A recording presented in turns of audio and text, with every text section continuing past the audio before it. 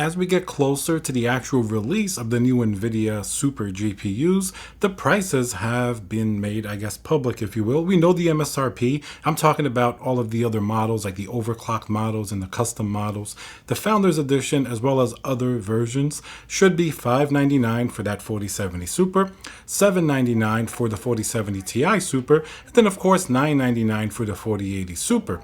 A little bit of a problem though, I didn't actually find the 4070 Ti Super at MSRP yet. It's supposed to be $799. I wonder what exactly is going on. Let me give you an example. I searched up on Best Buy where they're listed with the prices already. Now, it's very possible, since the 4070 Super is the first one coming out, you're going to see more of those priced, because that's actually coming out this week on the 17th, I believe.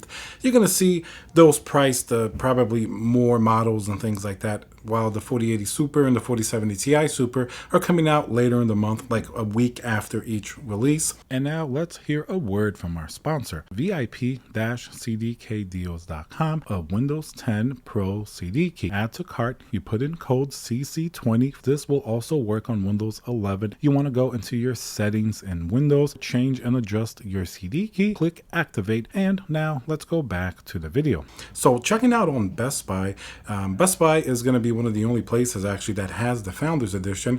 We see that they have listed the 4080 Super and the 4070 Super, both Founders Edition, at their MSRP. Curiously, the 4070 Ti Super in its Founders Edition is not here. I have to check into this to make sure there's a Founders Edition coming, but I had assumed so from seeing the pictures NVIDIA had. Remember, the 4070 Ti, the previous version, did not actually have a Founders Edition. So not seeing it here, a little weird, because I'm pretty sure I saw a picture of a Founders Edition 4070 Ti, and I'm assuming it'd be coming. But another weird thing, I didn't see a 4070 Ti Super even in the custom AIB models, like the overclocked and custom coolers. I didn't see a $799 version of that either.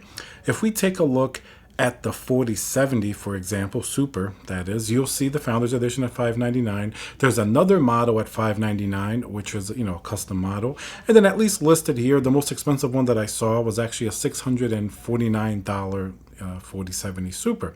Now, I think it makes sense for NVIDIA to stay as close as possible to the original MSRP of all these GPUs, because or else people are just going to complain that the MSRP is just like at face value, and then when you go to retail, all the prices are like hundreds of dollars more. For example, you wouldn't want to know that there's a 4070 Super for $599 that's like sold out all the time, and then they easily just give you like a $699 4070 Super or something like that, therefore really making the price much more expensive. In this particular case, it seems like they're going to keep the prices fairly close, because they know, as cool as some of the AIB models may be, people aren't really going to want to spend that much more money on them. They might as well just go and get the upper, the next model up on the list, like a 4070 Ti Super or something like that, instead of the 4070 Super.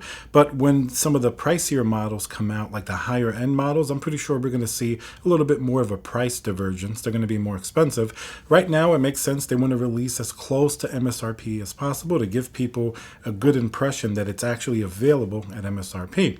So a little bit curious that the 4070 Ti Super, I didn't see it here on the Best Buy site.